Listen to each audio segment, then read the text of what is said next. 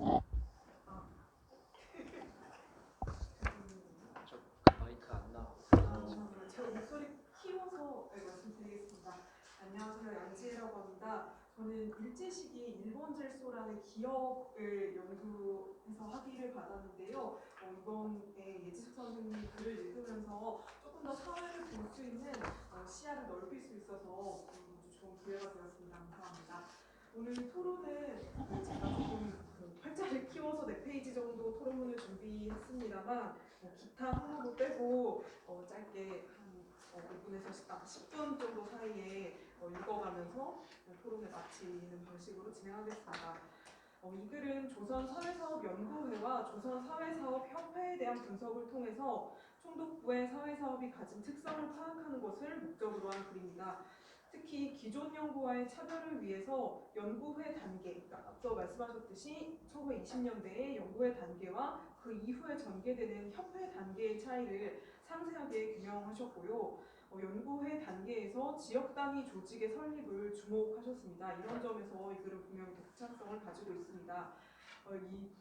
지금 이렇게 진행되고 있는 이 코로나가 너무 참 이렇게 비상시국을 만들어냈는데요.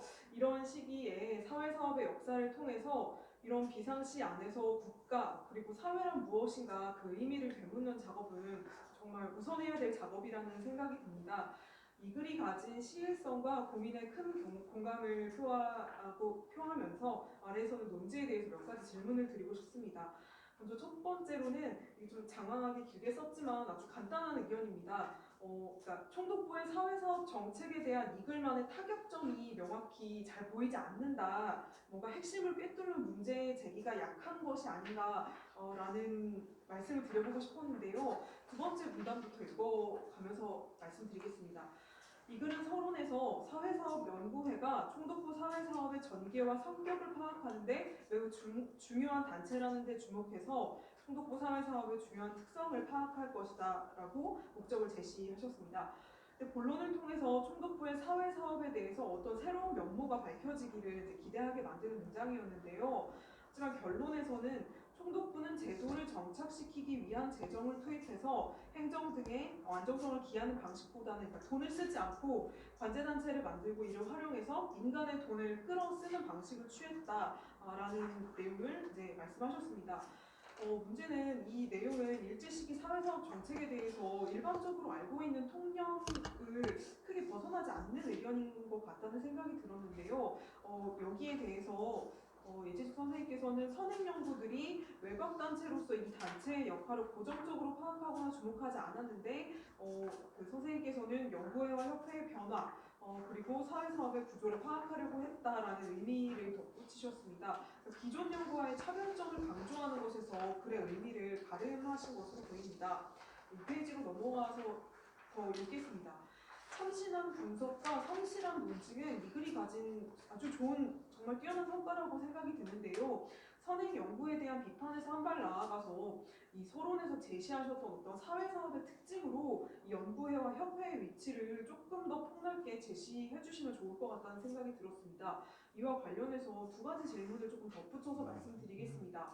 한 가지는 이 글의 주요 분석 틀에 대한 질문입니다.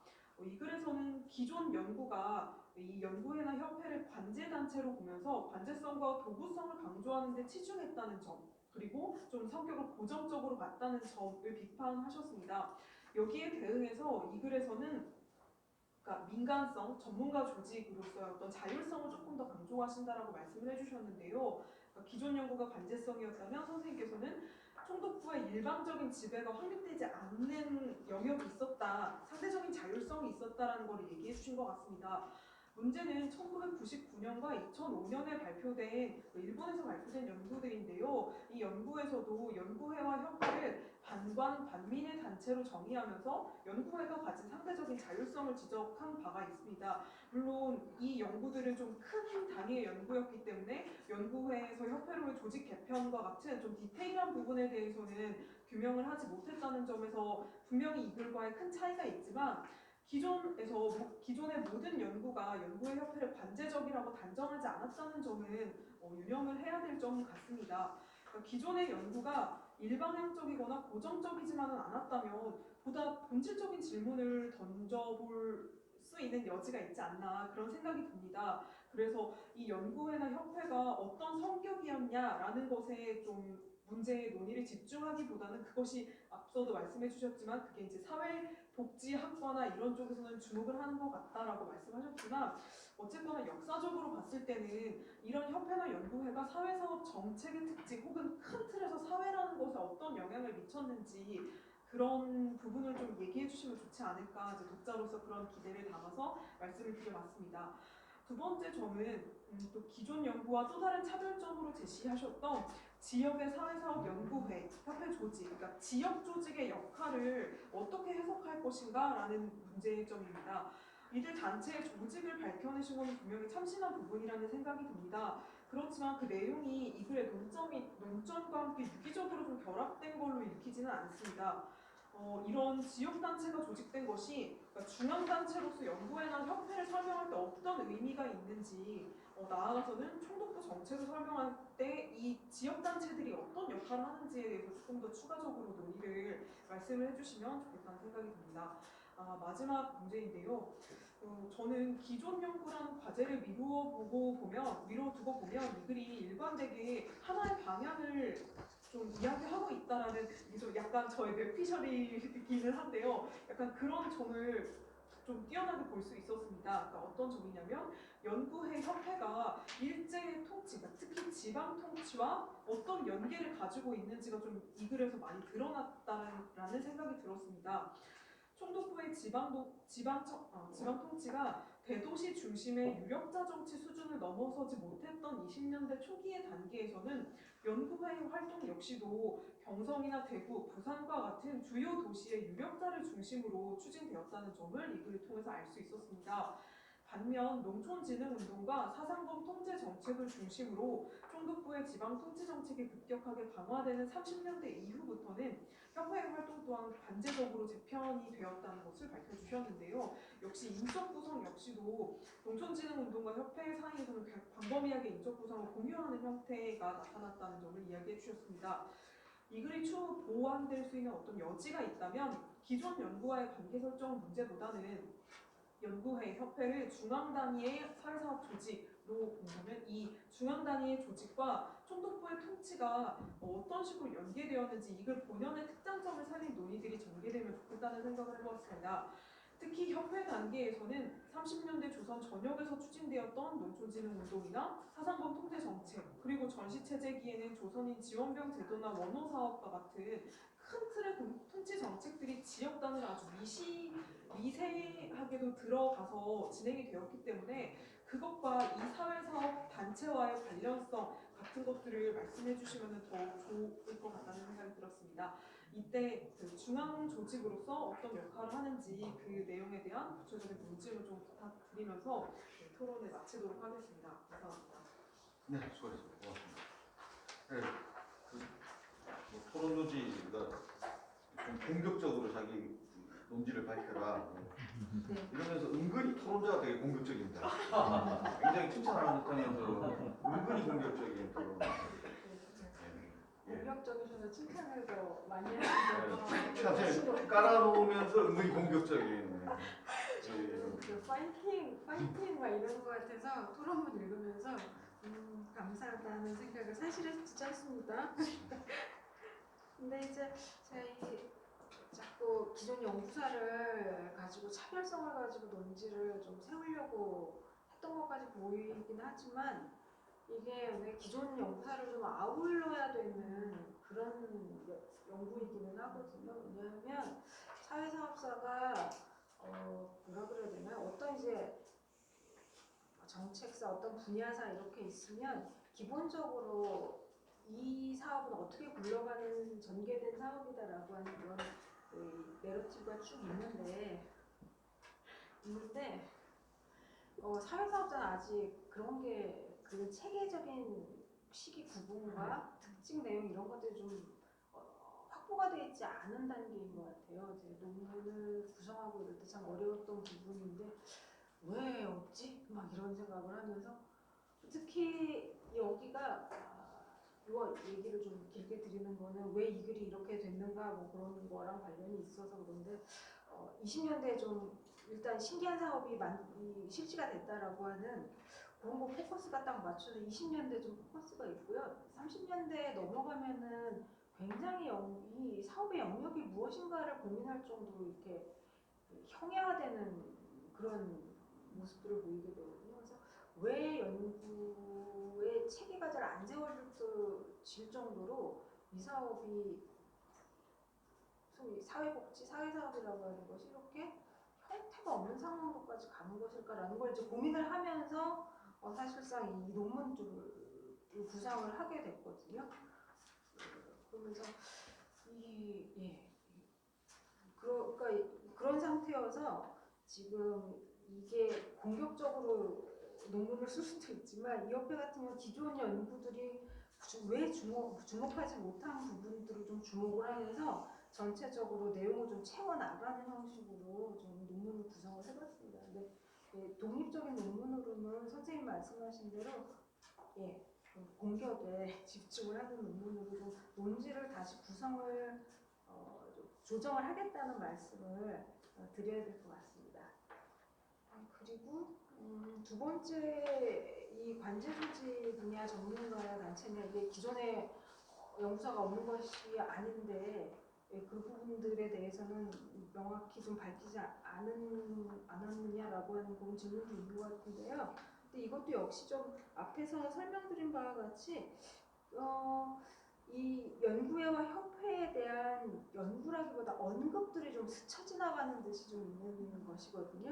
그래서 이게 만들어졌는데 좀 반민적인 단체였고 그리고 이제 30년대 가면은 이 단체에 대한 언급이 좀 연구도 없지만 그렇기 때문에 이제 없는 것이고 그렇기 때문에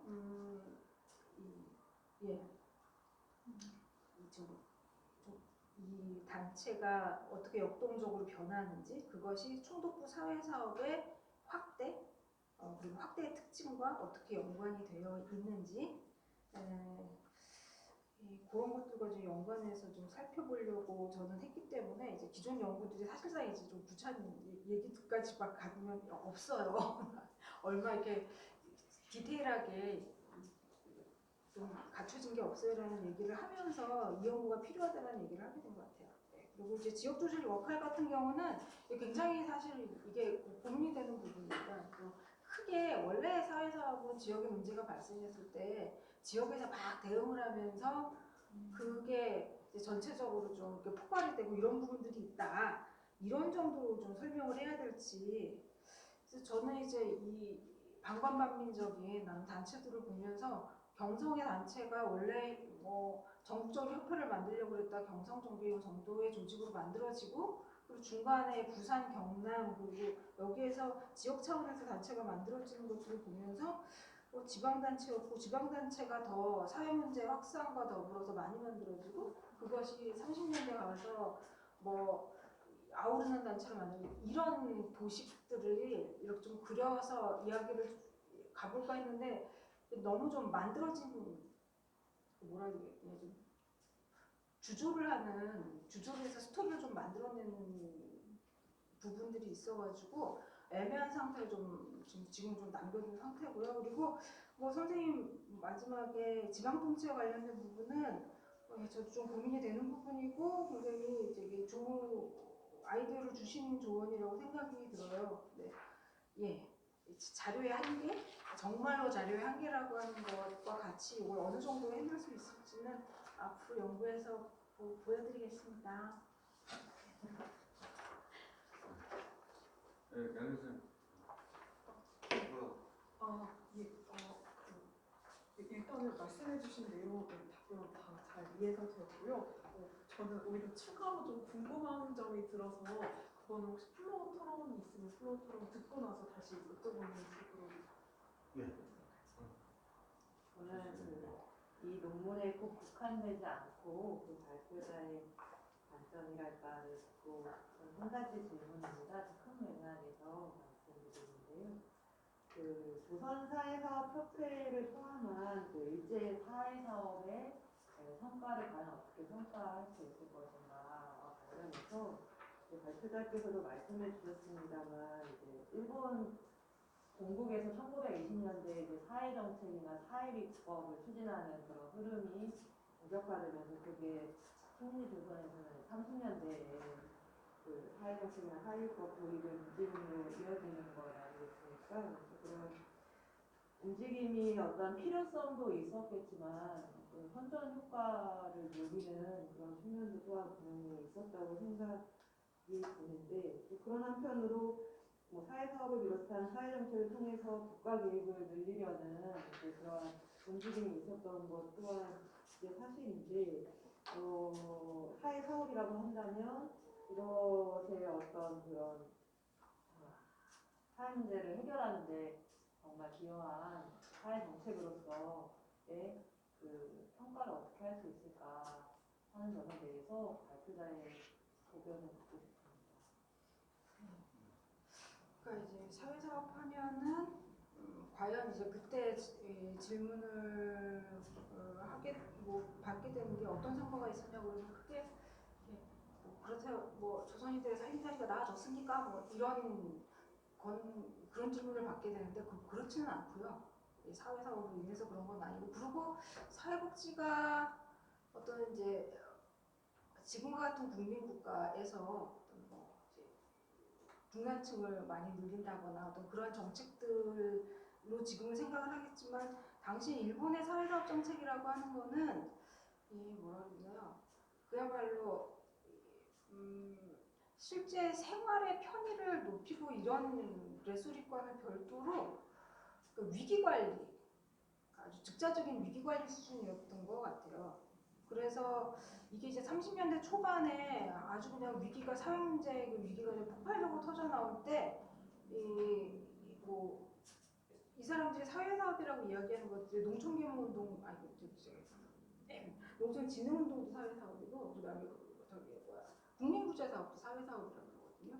그러니까 전반적으로 이제 돈을 살포를 하고 사람들을 체제 안으로 집어넣기 교화를 열심히 하면서 하는 정책으로 비상정책으로 하면서 실제로 사회 정책이라고 할 만한 것들은 사회행정이라고 할 만한 것들은 막 커지는데 그것이 굉장히 응급대응식으로 가게 되는 것 같고 그래서 이제 뭐 그런 과정을 통해서는 보통은 통상은 이제 복지의 영역이 형성이 되고 그것이 제도화되고 그러니까 그런 것들이 이제 행정 조직이 만들어지고 안정화되고 뭐 독립을 하는 방식으로 가고 뭐 인원도 충원을 하고 거기서 사업을 만들어주고 이런 방식인데 조선 같은 경우는 그렇지 않고 관제선체 만들어가지고 막 교화하는 데 동원을 하고 이렇게 가버리는 거죠. 그래서 다분히 응급적인 위기관리 대책으로 이제 사회사업이 쓰였던 것 같습니다. 저는 그런 방식으로 사회행정이라고 하는 것들도 가게 된 것 같고요.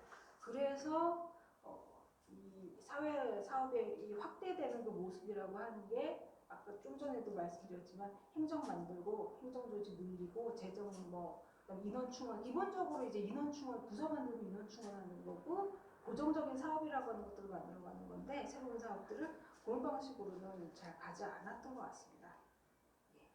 그래서 근데 또 이게 중요한 부분인 게 그러면서 이 사람들이 통치성을 확립을 하는 거죠. 그런 식의 통치성이라고 하는 거. 어떤 것든지 간에 그런 사업을 통해서 식민지 주민들과의 접촉면을 갖게 되고 이 통치력을 이제 좀 넓혀가는 미세적인 수준으로까지 넓혀가는 그런 모습들인 것 같아서 사회사업을 통해서 무엇을 했느냐라고 하면 뭐라 그래야 되나요?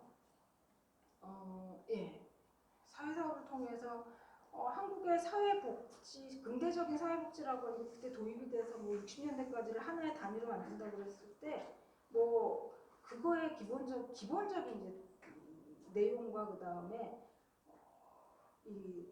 그런 임급적인 것을 대응을 하면서 행정은 어떻게 변해갔고 사업은 어떤 식으로 이상한 사업들이 있었고 이런 것들 좀 세세하게 밝혀가는 게 그래서 그것을 좀 축적을 해서 한국의 초반의 사회복지라고 말을 하기 좀 민망한 그런 사회복지는 어떠했던 것인가 이런 식의 얘기들을 좀 해볼 수 있을 것 같다는 생각이 들고요. 그리고 또 하나는 이제 이런 사회 사업을 통해서는 그 이른바 사회 연대, 복지를 형성하게 되는 사회적 관계라고 하는 그런 사회 연대가 그게 고정적인 사회 연대나 공공성, 사회성의 개념이 있는 것이라기보다 여기서 이런 과정을 통해서 창출해진 사회 연대라고 하는 것은 어떤 형태인가, 어떤 내용이고 그것이 어떤 결을 좀 축적해 가면서 좀 이어져 왔던가 뭐 이런 것들을 좀 살펴보는 게 이 사회사업사에서는 저는 좀 중요한 거라고 봅니다. 네. 또 다른 질문 들어가요. 네. 없으면 양 교수님 뭐. 저는 앞서 오늘 발표해 주실 때 잠깐 해주셨던 얘기는 좀 그게 굉장히 흥미롭게 들려서 여쭤보고 싶은데요. 그러니까 이런 조선에서의 총독부를 최상위로 해서 그 밑에 연구회나 협회를 만들고 지역으로 뿌려지는 이 라인이 일본에서 이런 사회사업을 만들어가는 어떤 조직화의 라인과 그러니까 흐름과 어떻게 닮아있고 다른지 그 점이 좀 궁금한데요. 앞서 발표해 주실 때 오사카의 사례를 들면서 그러니까 일본에서는 풀뿌리에서 일어나는 그런 조직들을 점점 그게 이렇게 위로 모이면서 중앙화되는 흐름이 있었다라는 이야기를 해주셨는데 조선의 경우에는 우리가 흔히 전통사회에서 동계나 이런 것들이 농촌 공동체 내에 어떤 도덕 공동체로서 이런 일종의 자기들 내부의 사회사업을 해가지고 이렇게 하는 식의 그런 모델을 많이 이해해 왔는데 이게 일본의 지배를 받으면서 어떤 식으로 바뀌게 되는 건지 이런 모델화가 서로 일본과 조선에 얼마나 차이가 있는지 좀 큰 문제이긴 하는데요. 좀 궁금해서 여쭤봤습니다. 엄청 깊은 문제인데. 네. 좀 정리를 하시죠. 그거 다 지금 하면 없을 것 같으니까 간단하게만 그러니까 뭐 일본과 조선의 제국과 식민의 차이에 조금 간단하게만 좀 정리 설명해 주세요. 예, 죄송합니다. 간단하게 설명할게요. 그러니까 이제 약간 오해가 있었던 것 같은데 일본에서는 풀뿌리 단체를 모아서 이게 전체적인 기구가 이렇게 만들어진 거라기보다 워낙에 일본은 구제를 안 하는 게 특징이거든요. 되게 하기 싫어하고 구제하면은 게을러진다 이런 생각을 사이 구제를 안 하는데 워낙에 사회 문제는 크게 일어나고 있으니까 뭐 오사카 공원에 가면 다 거지떼들이 우르르 누워있고 그들을 불황노동자라고 부르기는 하지만요. 그래서 거기서 이제 부단위에서 관리를 하고 그러면서 전체 사회 사업의 틀이 이렇게 내용이 만들어지거든요. 그런 얘기들 이게 풀뿌리라고 하는 거. 그리고 이 조선식의 스타일 저도 요즘 이제 전통시대 도대체 구제를 어떻게 한 건지 한국밖에 없었다는데요. 이런 얘기를 이런 건 아닌 것 같고 그래서 그런 건 좀 이 도시 사회 사업은 어쨌든 이게 근대적인 형태이고 도시가 주 공간 아닐까 대상 지역이. 그러니까 사회 사업과는 했던 역할이라든지 아니면 지금 협회나 연구회라고 하는 것이 주 대상이 됐던 지역이 농촌에 대한 농민구제라고 하는 차원하고는 물론 그런 포괄할 수 농촌진흥운동도 아까 사회사업 범주에 넣을 수 있다라고 얘기를 하지만 우리가 보통 지금 말씀하고 계신 연구회나 협회 활동에서 주 대상 지역은 저는 도시라고 하는 공간에서 새롭게 발생하는 빈민들 이런 사람들이 주로 대상이라고 하는 전제가 좀 있는 것 같아서 아까 너무 아래로부터 막 전통적인 방식 이런 것까지 연구를 시키면 저는 조금 너무 논의가 커진다는 생각이 좀 들어서 그걸 이제 어떻게 조절을 할지가 좀 참 큰 문제인데 근데 이제 조선이 워낙에 사회사업을 하고 실제 여기서 일어나는 것들을 막 대응을 하고 그럴 때가 초기 농업을 중심으로 조선은 일본의 시골이며 배후지고 그런 사회를 대상으로 하는 거라 농촌 문제가 사회 문제에 굉장히 핵심에 있었다고 좀 보여져요. 그래서 일본도 그렇고 조선에서는 농촌 사회 사업이라고 이 사람들이 명명을 하기도 하거든요. 근데 그 내용들을 보면 그래서 처음에 이 사회 사업을 어떻게 범주를 잡을까 하면서 도시를 대상으로 이거는 상당히 그야말로 이제 기존 모델이다라는 생각을 하면서 농촌 사회 사업을 좀 끌어들여야겠다는 생각을 좀 했었는데 그래서 사회 교화가 조선에서 훨씬 더 중요하고 농촌에서 할 수 있는 게 뭐 있습니까? 뭐 금융기관 만들고 이래야 되는 거 아니면은 교화부 강연회 이런 거니까요.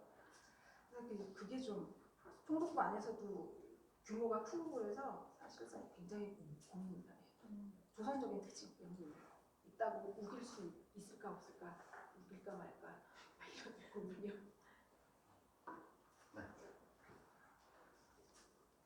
예, 장시간 수고하셨습니다.